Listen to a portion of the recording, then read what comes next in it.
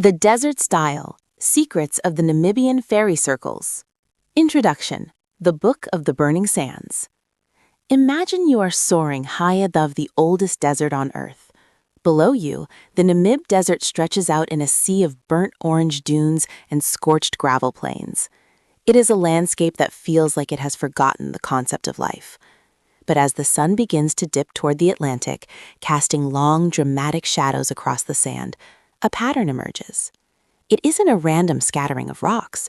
It is millions, yes, millions of perfect, barren circles. They look like polka dots on the skin of the Earth. Each circle is a disk of red soil, completely devoid of any plant life, surrounded by a lush, golden fringe of tall grass. From the air, it looks like a massive geometric artwork left behind by a civilization that vanished thousands of years ago. This is the mystery of the fairy circles. Welcome to our deep dive exploration of one of the most persistent and baffling riddles in the natural world. This script is inspired by the collective research found in the Veins of the Namib, a comprehensive study of the desert's anomalies. This book of the Earth tells a story that stretches back centuries, involving local folklore, microscopic wars, and a scientific debate that has divided the academic world into two fiercely competitive camps. In this audio journey, we are going to walk among these circles. We will explore the 5 chapters of the mystery, the dragon's breath of Himba folklore, the sand termite theory that posits an underground architect, the self-organization theory that sees plants as calculating engineers, the shocking 2014 discovery in the Australian outback that changed everything, and finally, the reality of a planet that still keeps secrets from its most advanced observers. Prepare your senses. The desert is quiet, but if you listen closely, the sand has a lot to say. Chapter 1. The Dragon's Footprints, Myths of the Himba. The story of the fairy circles does not begin in a laboratory. It begins with the Himba people, the nomadic pastoralists who have called the Kawakolan region of northern Namibia home for centuries. To the Himba, the desert is not a wasteland, it is a sacred space where the physical and spiritual worlds collide. When Western researchers first arrived and asked about the circles, the Himba looked at them with a mixture of amusement and reverence. To them, the answer was obvious. They call the circles the footprints of the gods. They believe their great ancestor, the creator of their people, walked across the desert, and wherever his feet touched the sand, the life was pressed out of it, leaving these permanent marks as a reminder of his power. But there is another, more visceral legend, the dragon beneath the crust. Local storytellers speak of a massive dragon that lives deep beneath the Namibian soil. This creature, they say, breathes fire through the earth. The fairy circles are the vents for its underground furnace. The reason nothing grows inside the circles is that the soil is poisoned by the dragon's breath, scorched from below so that only the edges can support the fringe of grass. In this chapter, we explore how these myths actually align with some of the strange physical properties of the circles. We look at the sterile nature of the soil within the rings and how the Himba use these circles as temporary corrals for their cattle, believing the sacred ground provides protection from the predators of the night. We dive into the oral history of the Namib, a place where science and spirit are not separate, but two ways of looking at the same impossible landscape. Before we dismiss the dragon, we have to ask, why is the soil so dead, and why are the patterns so perfect? Chapter 2. The Microscopic Architects, the Termite War. For decades, the leading scientific explanation for the fairy circles has been a biological one. If you look at a circle, it doesn't just look like a dead spot, it looks like a calculated reservoir.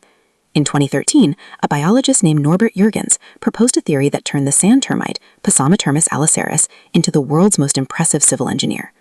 Jurgens argued that the termites are the ones drawing the circles. Why? Because in a desert where every drop of water is a diamond, the termites need a way to harvest the rain. By eating the roots of the grasses in a circular pattern, the termites kill the vegetation in the center. Without plants to drink the water, the rain that falls into the circles sinks deep into the sandy soil, where it stays trapped, protected from the scorching sun. This creates an underground water tank. The termites then live in the moist sand beneath the circle, thriving while the rest of the desert withers. The fringe of grass around the circle? That's the overflow. The grass is taller and greener there because it's tapping into the edges of the termites' hidden reservoir. This chapter explores the termite theory as a drama of survival. We describe the life of the sand termite, a creature that almost never sees the sun. We look at the evidence, the presence of termite nests beneath almost every Namibian circle. We discuss the bioengineering aspect. Could a tiny insect really create a pattern that stretches for hundreds of miles? But there's a catch.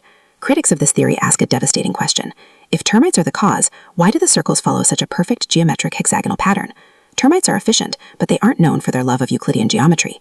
This leads us to a second, even more mind-bending possibility.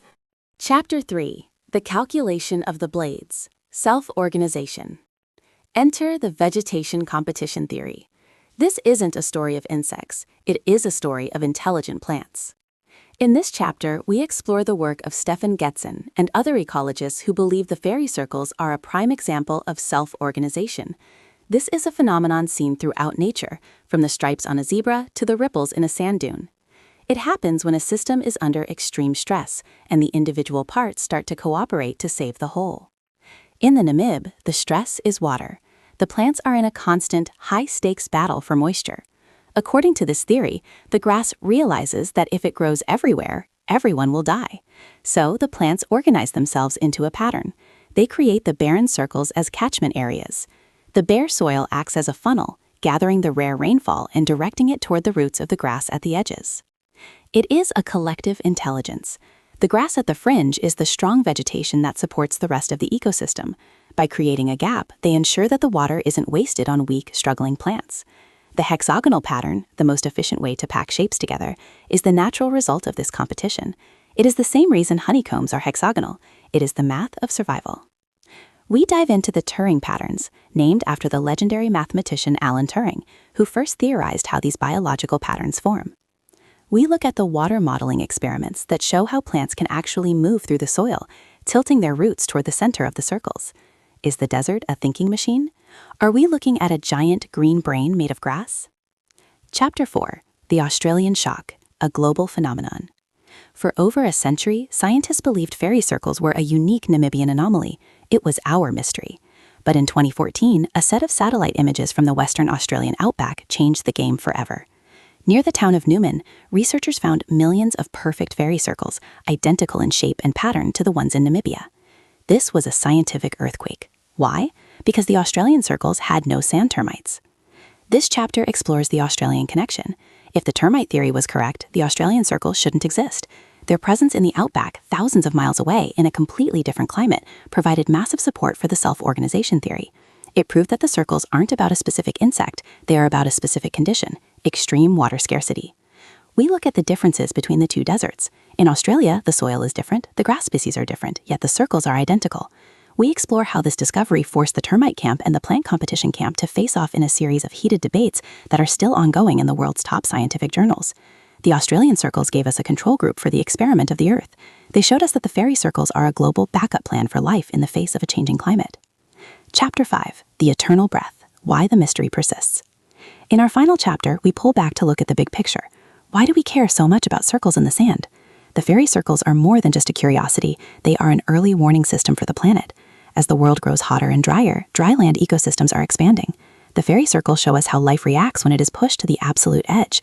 They show us how nature codes its own survival into the landscape. We also address the fringe theories. Over the years, people have blamed everything from radioactive soil to leaking gases from the Earth's core to, of course, alien visitors. We look at why our human brains are so desperate for a simple answer. We don't like the idea of a mystery that doesn't have a clear villain or a clear hero. We want it to be the termites, or we want it to be the dragon. The reality, as we've seen, is likely a multi-factor answer. Perhaps the termites start the circles and the plants take over the maintenance. Perhaps the dragon's breath is actually the geothermal heat that aids the self-organization. The desert doesn't work in silos, and neither should our science. The fairy circles remain a testament to the magic of the mundane.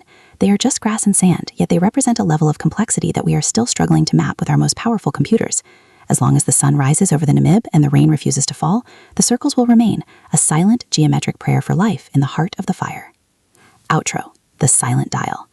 We have reached the end of our trek across the burning sands. From the dragon's breath at the Himba to the mathematical Turing patterns at the outback, the fairy circles remind us that the Earth is a living, breathing, and incredibly clever organism. They are the dials of the desert, measuring the health of the soil and the scarcity of the rain. We may never fully solve the circles, and perhaps that is as it should be. Some mysteries are meant to remind us that we are still just students of the planet, trying to learn the language of the dunes. The Namib is quiet again, the long shadows of the circles stretching out toward the sea. The footprints of the gods aren't going anywhere, and as long as they remain, we have a reason to keep looking, keep asking, and keep wondering. If you like content like this, deep dives into the world's most baffling natural mysteries, the intersection of folklore and hard science, and the stories written in the very crust of our planet, please like this content and subscribe to the channel. Your support allows us to continue our expeditions into the unknown and bring the results directly to your ears. What do you think? Is it the termites, the plants, or the dragon? Let us know your theory in the comments below. Thank you for listening, and until our next journey, keep your eyes on the horizon and your mind open to the impossible. Thank you.